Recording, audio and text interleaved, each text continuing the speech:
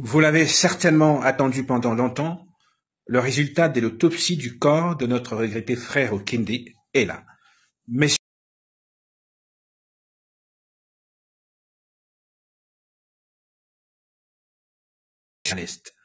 une fille a été sauvagement tuée pour avoir refusé de passer le rapport seul avec un officier du M23.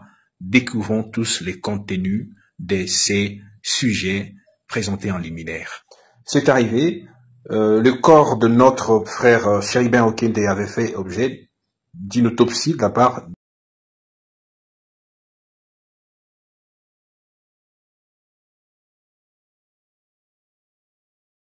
d'Onusiens qui ont certainement procédé à cette autopsie, à l'issue de laquelle il a été démontré, contrairement aux indices visibles, que messieurs Chéribin Okende était mort suite à des tortures lui infligées corporellement.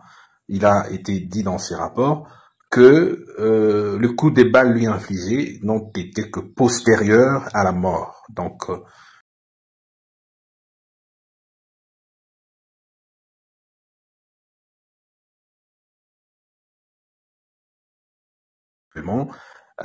pensait que cette mort pouvait survenir suite à de coups de balle. Lui-même n'étant pas médecin, c'est pourquoi il a pu requérir l'expertise de médecins seuls capables d'établir le vrai cause de la mort de M. Chéribin Okende. Pour vous qui avez l'habitude de nous suivre, vous êtes sans ignorer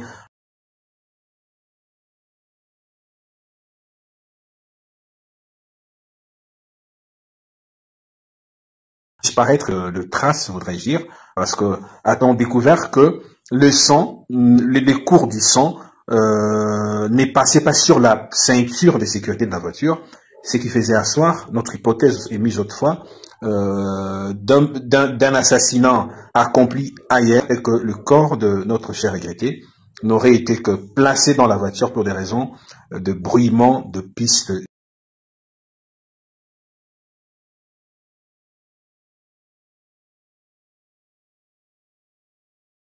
Une thèse qui soit au-dessus de tout soupçon raisonnable. Voilà. Donc, ce qui veut dire que sur le plan judiciaire, cela va certainement changer les cours des choses. On est face à une évidence que cette mort a été l'objet d'un montage de la part des assassins. Ce qui reste maintenant, c'est quand même de pouvoir fournir tout effort possible pour établir les responsabilités. Ça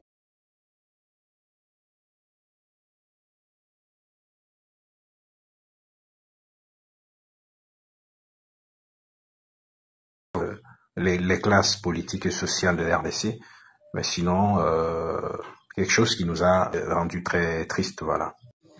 Vous aurez donc compris qu'à ce stade de la procédure, l'autopsie n'étant qu'un simple examen médical, elle ne cite pas les responsables de l'assassinat de notre frère Okende.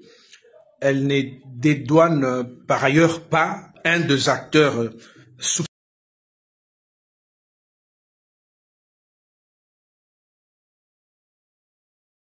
cette autopsie ne fait pas le travail que doivent faire les juges. Par ailleurs, je suis fort sidéré de voir qu'à chaque vidéo, il y a des gens qui nous écrivent nous disant « Mais pourquoi vous vous attardez à faire autant de vidéos sur ces procès alors que la personne elle est déjà partie ?»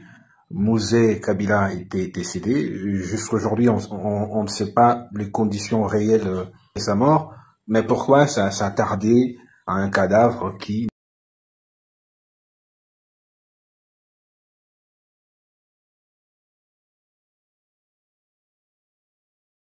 les jours, l'on ne sait rien à propos de sa mort. À cela, je dirais que les cas Kabila n'est pas quand même un cas de référence. La vie humaine, elle est dotée des sacralités. En tout cas, moi, je veux pas me servir de cet exemple kabilien, si vous voulez très bien, pour aussi retrouver ma sérénité au devant de la mort qui a pu certainement endayer toute la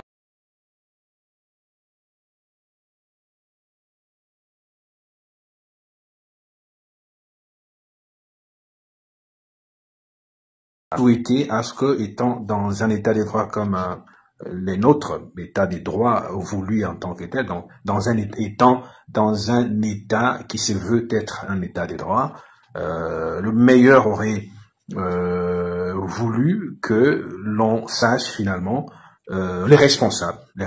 Voilà le rôle de nos vidéos. Je pense que les leçons d'M. Okende est si fort qu'il suscite d'indignation.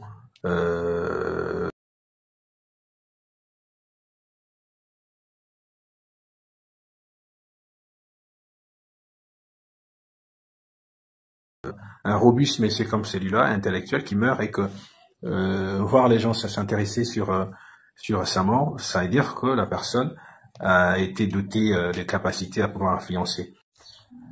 Le deuxième sujet, c'est que messieurs Jean-Pierre Bemba a été au nord sud Kivu, à l'ancienne province orientale, ça veut dire le Grand Touélé, le Haut-Touélé, l'Ituri et la Chopo. Question de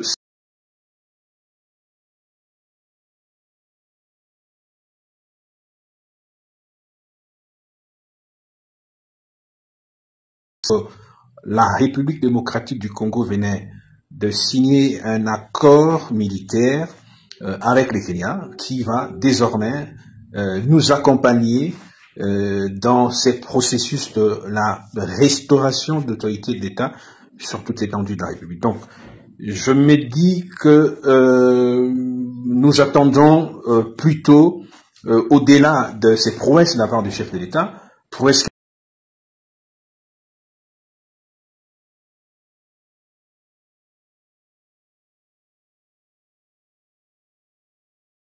la restauration jusqu'à la théorique de l'armée, mais au-delà de la théorie, au-delà du visuel, nous souhaitons que certainement le FARDC arrive à poser des actes d'éloquence militaire, notamment au travers de la récupération de la ville de Bunagana, qui reste encore entre les mains du M23, une ville où se trouve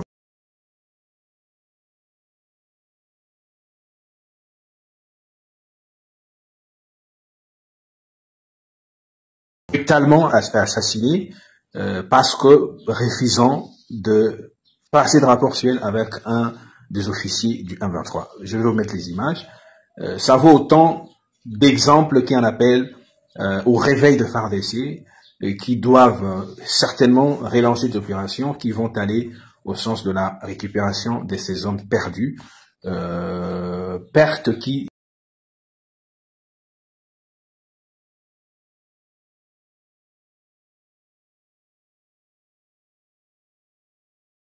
toutes ces parties sous la gestion du 123, voilà que ça fait quand même très longtemps que ces parties sous l'occupation du 123 font l'objet d'une administration qui n'est pas congolaise. Certainement que ces gens rendent compte au Rwanda. Donc, petit à petit, on est en train de s'habituer finalement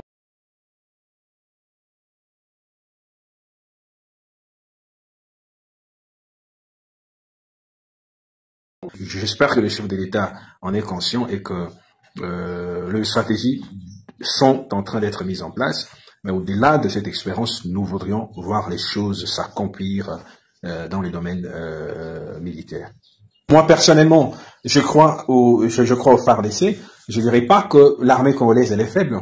Le Rwanda n'étant qu'un prétexte, qu'un cheval de Troie,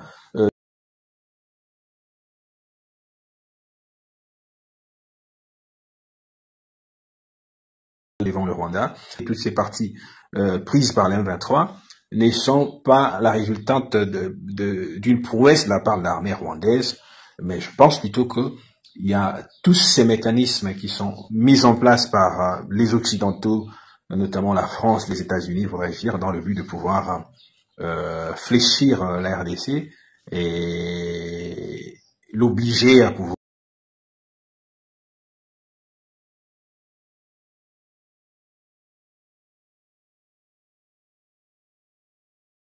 la République est certainement sous l'ombre de l'infiltration rwandaise. au travers de ces guerres-là qui ne se sont soldées autrefois, négociations entre le gouvernement de la RDC et ses forces rebelles, cette stratégie, maintenant ou jamais, il faut vraiment le rejeter, travailler sur un paradigme militaire de renforcement des capacités de nos vaillants soldats.